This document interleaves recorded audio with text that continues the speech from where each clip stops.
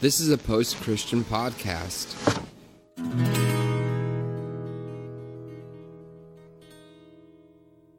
Welcome to the Revolution Church podcast. All right, everybody. Hello. Welcome to Revolution. I'm exhausted. Just got back from 10 days in Belfast, Northern Ireland, which was really amazing. I spoke at Spark for Pete Rollins out there, and hit the ground running back to single-parent mode, and have been to the zoo to see pumpkins. There's pumpkins in the zoo at night, and the Lion King, and what else? I can't remember because my brain is just lost. And I forgot my Bible and my sermon book today. And my favorite lamp for about 20 years got broken by the kids this morning. Oh, man. Yeah, so it's been a good morning. Exciting. Yeah. Bad morning, Milo. You know, it's been kind of a bad morning. We've been kind of crazy today. So I asked last minute, Caleb if he wanted to do a talk and ask, can I do an interview? Because he's used to doing interviews about Belfast, my trip to Belfast. Yeah. So I can see you've got your notes ready. Yeah, right. So let's hit this thing. Yeah, let's do it. So you were there for Spark. You just want to give like a general synopsis of what that is, what Spark is? Well, I think Spark changes every year, but it is kind of like to spark your imagination of basically how you can take what you're doing and make it better. Mm-hmm. So like a lot of people with podcasts, we're learning like, how do I raise money for my podcast? How do I get more of my voice out there? Mm-hmm. Some people ran companies, some people were artists, and it was just kind of like, how do you do that? Or some people are actually, believe it or not, ministers, and how do I, get out there and speak more? Or how do I get a book deal? One of the things they kept talking about was like, it's real easy to talk about writing a book, but it's a whole nother thing to sit down and actually do it, and kind of like reflecting on yourself, like, why am I holding on to that? Do I get the satisfaction of just thinking I'm going to do something rather than doing something? Am I getting the satisfaction there? Yeah. And what's the block? Yeah. And it was just full of workshops, different speakers. It was over 5 days, in this place called the Old Inn, and it's actually where C.S. Lewis and his wife spent their honeymoon. And the back of the hotel is this forest that inspired Narnia, and so it was really, really beautiful. Just to go on a walk and hang out. Yeah. And it was next to a gas station, which was good for me, so I was able to get a lot of Diet Cokes because there is no word for refill in Ireland. So it's called a charge. It's called an extra charge. Luckily, I knew how to say bill to Pete Rollins' room. But we didn't have a room because they sold out last minute, so we ended up at an Airbnb. Yeah. Were you in a bunk bed? Me and Pete got the kids' room at the Airbnb, and the other two speakers got the adult rooms. Yeah. And so me and Pete were in a bunk bed, no heat. Oh boy. And really spotty wireless, and a slug infestation. Really? Slugs. I didn't know that was a thing. It was on a farm. That's weird. Yeah, I mean slugs they look like. Yeah. Boogers. So anyway, it was a curse from God, basically saying, "This is bad. Don't do this. What you're saying is wrong." Yeah, that sounds about right. So, but is that? I'm sorry. Is that where Wake was held also on that same property? No, Wake is held in downtown. Oh, okay. Belfast. So this is about 15 minutes. So what they would call the country. Okay. So Wake is a way completely different atmosphere. Right. You're in the city. You're doing a lot of stuff. This is kind of like people were just kind of hanging out. I mean, every time you go to another room, every room in the place has a fireplace. And I mean, it was funny because it was like about 90 degrees in that building the whole time, so you go outside and you're freezing, and then inside you're like, it's so hot. And they're like, oh, well, we keep it warm for the older folks who like to come have dinner here. I'm like, well, it's pretty warm. Job well done. Right. And I think I gained 10 pounds because I ate digestives, which are just another good word for cookies. And we had 3-course meals every night, and it was a great event. Nice. It kind of sounds similar to like the spiritual entrepreneurship that the Hatchery does, and I guess there's some crossover because Barry Taylor. Well, Barry was there. Yeah, right. So Barry was there. Was there anybody else from the Hatchery there? No, nobody else from the Hatchery. What's his name that used to be at the Hatchery? I'm not sure. The French guy or no, the pastor. It's his. I'm not a sure. good friend of mine, and his name is escaping me right now. I'll think of it in a second. But anyway, so it's just Barry, and but it sounds like it's kind of insider kind of courses and stuff like for people who are involved in producing like they had product that's around spirituality. Yeah, and they even had a jeweler. They had a jeweler there who was she had this really amazing business, and she talked about her business model and things like that. So that was really cool. Cool. So it was like a lot of it wasn't just one Sounds thing. really diverse. It was very diverse. It was a very just everybody was coming from different places, and that was what's great but everybody still seems to be kind of semi-haunted, so there's that thing, I guess it kind of goes through Pete's work, so everybody's just kind of got that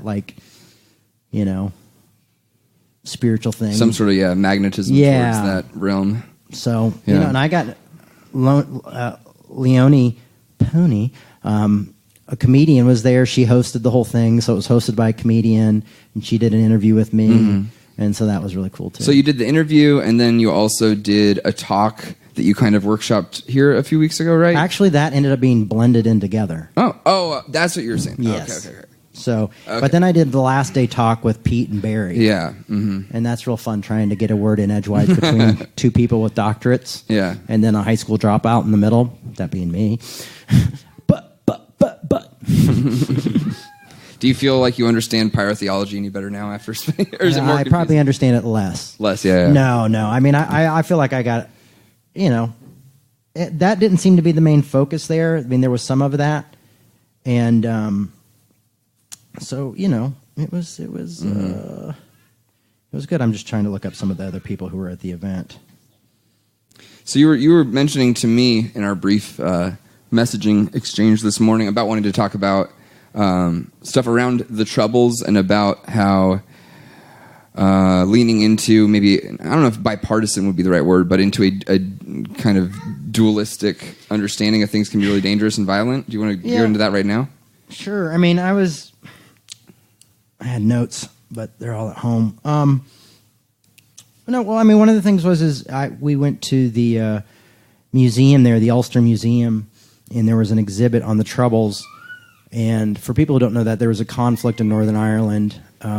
Protestant Catholic. Between Protestant and Catholic, and it was kind of between a United Ireland or staying with the United Kingdom. It was really more about politics than religion, but religion seems to overtake everything it becomes part of. And so what you saw was this dialectic of just absolute thinking, and you see the violence that was caused through that. That one group said you have to think this way, another group said you had to think that way. I put some pictures up on my Instagram from the museum, and if people want to check that out, you can kind of check out some of the stuff that was going on. But, people were firebombing each other, and innocent people were dying, and over a cause, over political cause, really. Now, it's not the same. I can't say, conservatives are the Catholics, and, Protestants are the progressives. You can't get that right nose on. Yeah. But it just made me think of that way of how we often think in that dialectic, good and bad, two ways, which one way's got to be right and the other way's got to be wrong. And there's this no middle ground for us to be. And I think we could learn a lot from what they called the Good Friday Agreement, which was their peace process. And how they came together and created peace. And I want to talk a little bit more of that in the future when I'm able to kind of actually go through and read the agreement as well. But it was. But the people are amazing and wonderful, and have seemed to respect the past and not forgot about the past, but have moved on and become an amazing community. Wow! And it's one of the most welcoming, loving places I've ever been, and it feels like a home away from home. And I really appreciated appreciated being there. And I just kind of hoped, I hope that we can learn from situations like the Troubles and things like that and not become that. Because I sometimes worry, like, could we in the United States be headed for some type of civil war? Obviously we're not going to get, machine guns and be behind barracks and stuff. But, there's already violence happening. Yeah. People are turning against each other. Families aren't talking to families. And are we in an atmosphere in a time where we're creating a situation that could just continue to ravel out of control? Right. Rather than finding a way to argue better, and not to be so dualistic in our thinking. And I was thinking about in Romans 3:10 where it says, no one's good except for God. Basically, always God is good, but no one's good. No one's got it together. Or I was thinking about Romans 7 where Paul says, I try to do what I want, but I don't. I've got another system working inside me. And I was thinking like he was totally okay with living in the contradiction of his life. He understood that contradiction. He understood that there was something wrong there. But it takes each one of us to realize that own contradiction in our lives to kind of be able to come together and argue well and communicate better. And how do we do that? And so I just kept thinking about that as like, here's a society that's come out of this, and we seem like a society that's just running towards this, that we just continue to ostracize one another more and more every day. Yeah, I think it definitely takes humility and empathy to try to find a way to communicate, to host those conversations.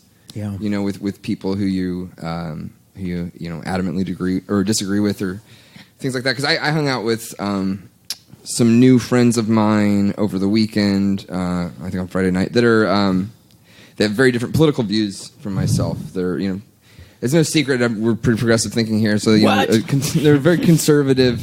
But I respect them and I like them. I get along with them. I know them through work, but it definitely took me trying to be like, because I voted Republican. You guys, what?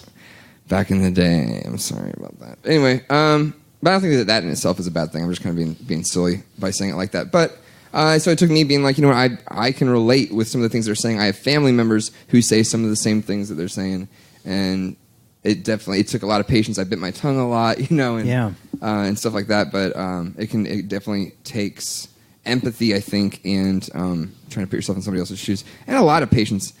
And sometimes, if you don't have the capacity for that patience, you just need to step away from the situation. But well, one thing I found too, though, is sitting and having kind of shopped this idea at another church, and also speaking about that here, and hearing, and talking about that at Spark as well. Is, I had pushback. I had people saying like, "Well, I don't want to go where I'm not welcomed," or "I don't want to do this," that type of thing.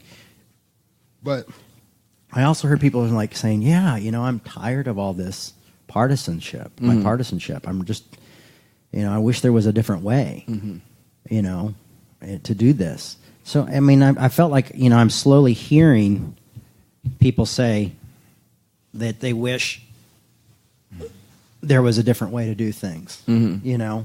And so that's nice. I just think we have to be willing to verbalize it and communicate it, so other people can go, oh, because it's like we're all thinking it privately, like, yeah, maybe we are a bit too divided in this country. Yeah. Maybe it is time to have a conversation, but we just have to continue to put words to it so it becomes the norm. Yeah. I don't know a lot of details around the specifics of the history of the Troubles. I'm as familiar as I am, but I'm American. Yeah. I haven't looked a lot into it. But what you were talking about, like the resolution and how they got to where they are now, given those circumstances and all that really, really horrible, awful violence they went through. Do you see any specific like applications for anything that you learned about the Troubles that we can learn from? Well, I mean, they're not parallel things. Yeah, I mean, no, that's honestly why I want to look at it further. But what I did see is it seemed like a community that was just tired of being torn apart. people that were tired of living in fear and tired of living in this constant friction. Is it almost like kind of biting the bullet and deciding to find common ground and being like, this just isn't gonna... I think so. Yeah. I mean, I need to look into it even more myself, but it was just something that I noticed, you know. I mean, there's so much great history there. And there was also, like, you know, really great rebellion with the punk rock scene. While I was there, I went to a bunch of record shops and just looked for particularly, like, punk rock music from Belfast. Cool. You know, and kind of, like, listen to the themes. And, I mean, my favorite band from there is Stiff Little Fingers, you know, and they just rejected both sides. You know, they just said, I don't want this war. I'm not going to fight for either side. You know, their rebellion, their anarchy is nope, neither side will do it for me. You know, I'm going to live my life. Wow. You know, and it took this rebellious voice, this outcry of saying, you know, no, I don't accept either side. You know, and so to me, I think that's kind of what I'm trying to say is, you know, both sides I can find kind of gross. You know, in our political system today. Sure. You know, all the scapegoating just kind of grosses me out. Yeah. You know, all the, you know, name calling. Villainizing. And villainizing. I've been on both sides of that because of the way I grew up as a kid. You know, watching my family go through, you know, being ostracized by the church and by the world, you know, because of the scandal that happened. You know, and I don't want either. I don't want part of that. You know, I want to live life, and I want to help other people live life. And when I have to live life in this miserable way, where we learn how to talk to each other, I learn how to use kindness when we do talk to each other. You know, but you know, we have to be willing to put our identities down. You know, and I think we just hold so tightly to our identities that we forget that people, like, you know, if you're a follower of Christ, which some of you who listen are, you know, Christ put down his identity. You know, when Paul said, "There's neither Jew nor Gentile, nor male nor female, free or slave." I mean, he was saying, I'm putting down my identity. And that's a lot to ask of people. I get that. And there's a lot of people not willing to do that. But I think it's a brave step to take in order to get where we need to go, you know, and start to have communication. I mean, think about what it could do for politics. I don't know. Yeah. I might be right. I might be wrong. Were there any specific, like, workshops or other talks or anything like that from Spark that stuck with you that you... Oh, I mean, there's a ton of stuff. I mean, when you've got all these amazing people together in one room, you know, I mean, gosh, it's, you know, I mean, it's hard to pinpoint every, you know, you ask me that, my brain goes blank. Right. But I also have my daughter sitting on my lap right now, for those who are listening.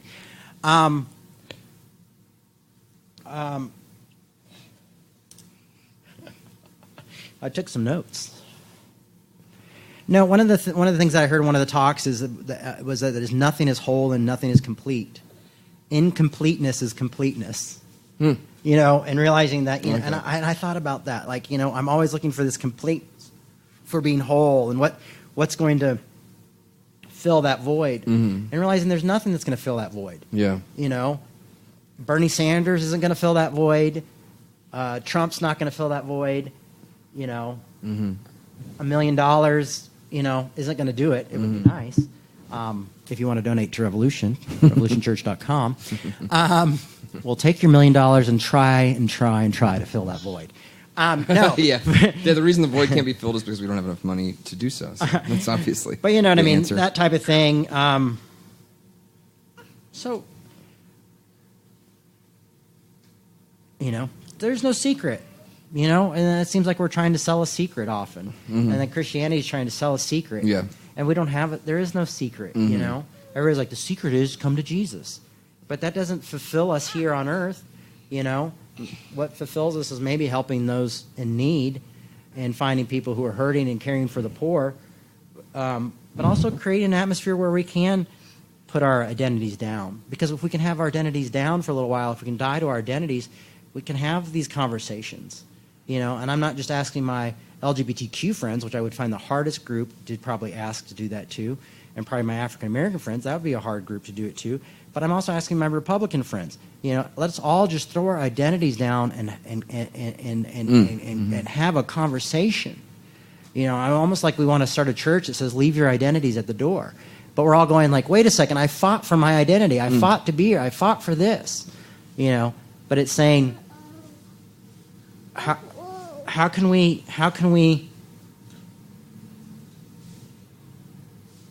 is there a common good? Right? Can we just investigate that? Is there a common good? Mm-hmm. Is there something that we can do that? So then when we do leave the room, when we do pick up our identities again, maybe we found some common ground. Mm-hmm. And obviously that was just half of the trip for me. The other half of the trip was hanging out. I've hung out with my friend Elliot, who runs this church called Pyre, which is all based off pyrotheology. Oh, yeah, really? So he has a whole church. I gotta look at that. Yeah, that's cool. Yeah, it's really cool. Wow. And he stayed with us for a few days. Hung out with him. Pete's making a film about one of his parables. Him and Helen are making this really amazing film. Is it called like the mustard seed? Yeah, about the mustard seed. Uh-huh. And so I got to go on set and see some other parts of Ireland that were really beautiful. And just to see, I really believe in Pete's work. Obviously, he's my best friend, but just interesting to see what all these folks are doing. These people with podcasts, and these people who are doing brilliant art. There was a day where all the art studios were open, and cool. And it's just like hundreds of artists in this city that was torn. They didn't sign the peace agreement until 1998, and so what you're seeing is a lot of the children from this conflict and what they become, and a lot of them become amazing artists.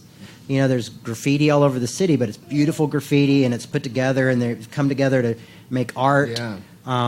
Just people doing really amazing stuff who've come out of this conflict, and just a really cool community. And I just think, wow, is that something that we could hope for? Yeah. So, I don't know. Cool. I'm trying to think what else to ask you. I have a lot. I'm really curious, just maybe a little bit more about the way that it was all set up, like the dynamics of the. Was it like workshops or just talks? Was everyone there also? Were most of the people there also speaking, or was it just? No, there were probably 8 or 9 speakers. Oh, okay. And there was probably about 40 people there, and okay. Yeah, it's a nice intimate size. Yeah, mm-hmm. Yeah, it was really nice. Mm-hmm. They had fireside talks at night where it was like it was whiskey and fire, whiskey by the fireside. Oh, cool. And I obviously didn't go to that because it was midnight and I don't drink, but so I'm old and I'm sober.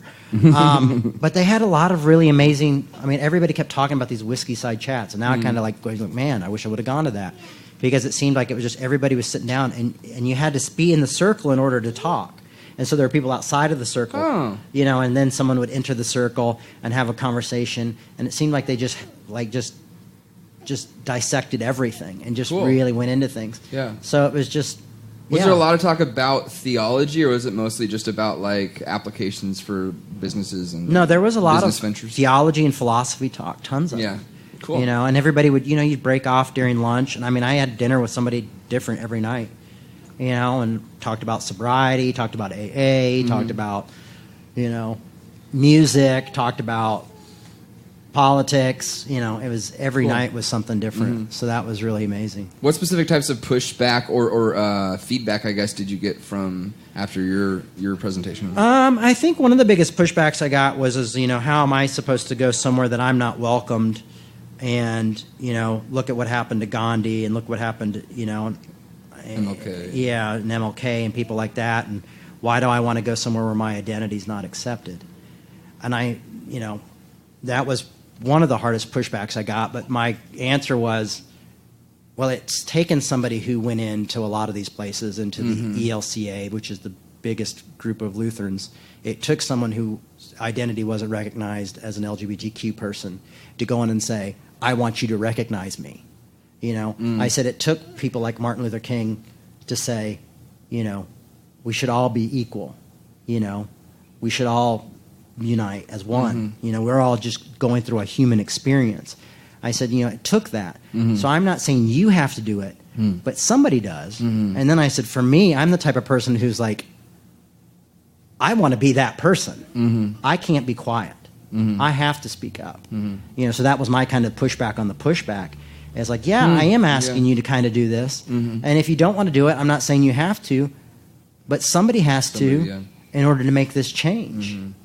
Someone has to be willing to go in to the unsafe places to make the change. When people come together for a peace treaty, that's enemies coming together, in an unsafe area where they both don't agree with each other, saying, what can we compromise on? Where can we find common ground?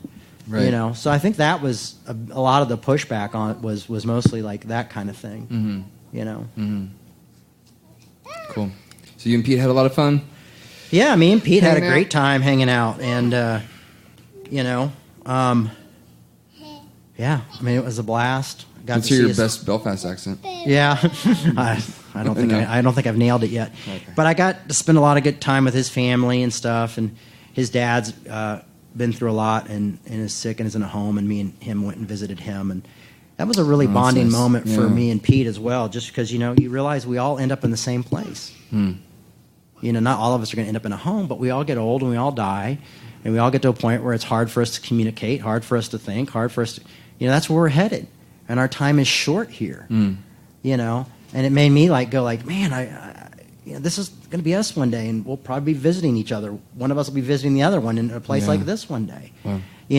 And realizing how little time we have on this earth to make a difference and to make a change, and how we all just seem to take that for granted because we think we're going to be cognitive forever and that we're going to have it together forever.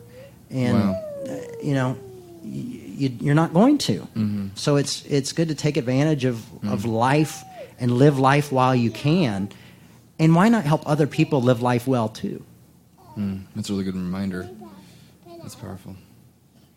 So, do we want to... do Afterglow? Yeah. Okay. I just gotta set it up real quick. Okay, set it up and then we'll just connect it. Okay.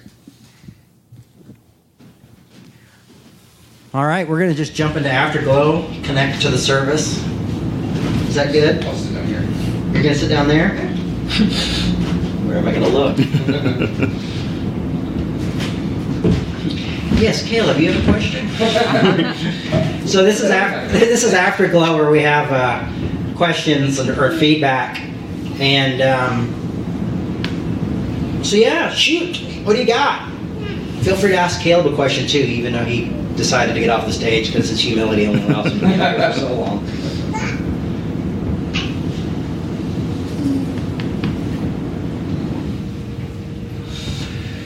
Yeah, I can tell you how the weather was as well, if you want to know.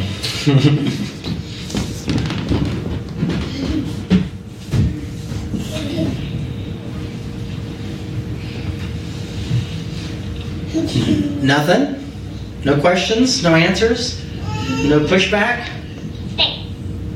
That's Milo. He's on my lap now, for those listening. Oh, is that it? I guess it can be, unless... Kurt? Yeah, I mean, I like the concepts you're throwing out of laying your identity down. It seems to have been a theme that we've been all talking about lately, and it just doesn't seem like a super marketable path forward for a lot of people. This doesn't seem marketable? Yeah. Lay your identity down. Exactly. But it still seems like the right message to give at this point in time. And I don't know, maybe things haven't been as divided as they are now, but it sure seems that way. No, I mean, it feels like things have been divided this before. I mean, the 60s seemed like it was a very divided time. Yeah. But maybe it's just a perennial message that we need to keep highlighting. But it's just so easy to put blinders on when you are on X team and there's a counter Y team. And it's so easy easy to just listen to your own team's messaging and not listen to the other. Yeah. And it definitely seems like a cool experience that you had to be in a place that seems to have been able to transition beyond at least a certain sort of dynamic of this versus that. Yeah. And has come to some sort of truce, and maybe you're seeing like the post-peace, or like a peace truce, like in action, where I don't know if that sort of thing happening in the U.S. much, where two groups were like, okay, we decided to bury the hatchet and we're going to move forward in a better way now. I don't historically know of a lot of instances of that happening. Yeah, I know, and you wonder, like, is it going to take us going to a place that's very violent to get there? Right. It's scary too that there are groups who are either anticipating or maybe even pushing for that. Yeah.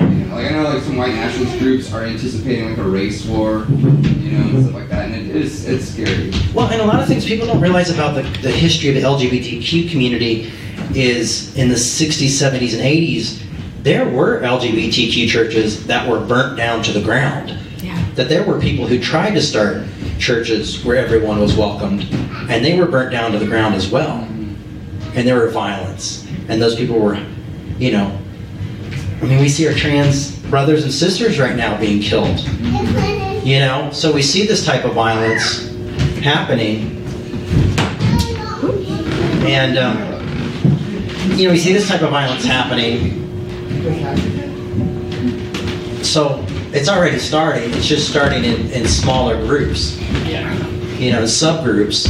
But what happens when this starts to get outside of subgroups? And then we see mass shootings happening and things like that. So we're seeing it in a different way. But what we don't realize is, we say, well, the mass shootings was this or this.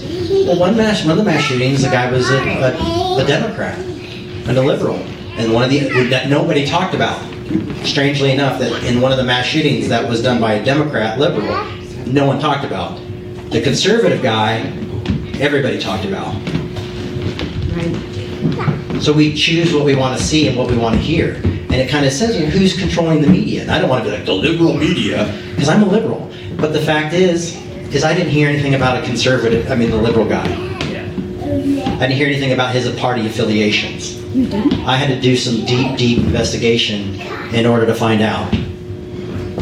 And I don't watch Fox News, so maybe that's another reason why I didn't hear about it. But I don't watch the news at all because I don't own the TV. Because I'm very sophisticated. I only read the newspaper. No, I don't read the newspaper either. News? What's that?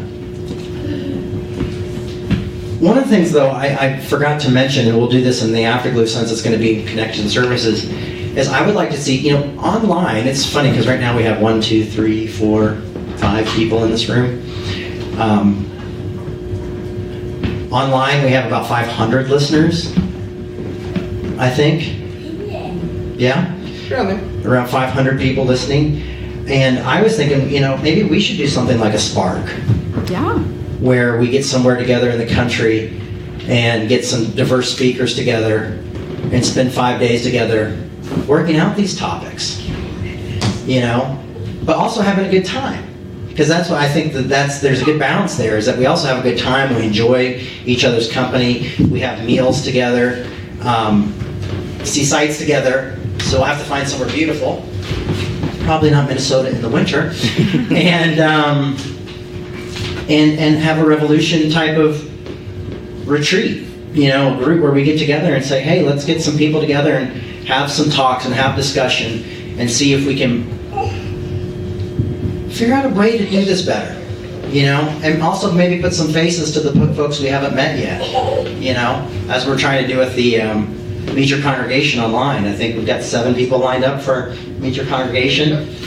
We have more people lined up for Meet Your Congregation that are actually here in the congregation right now. So, anyway, yeah. If that's it, then thanks everybody. Thanks for coming out today. Sorry it was a bit of a mess. I'll try to get a babysitter for the kids next week. No problem.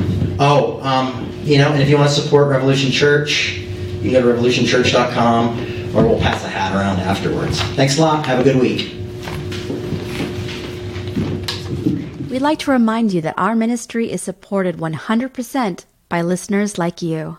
To make your 100% tax-deductible donation today, please visit revolutionchurch.com/donate. You can also learn more by clicking the donate section on the website. That was a Post-Christian podcast.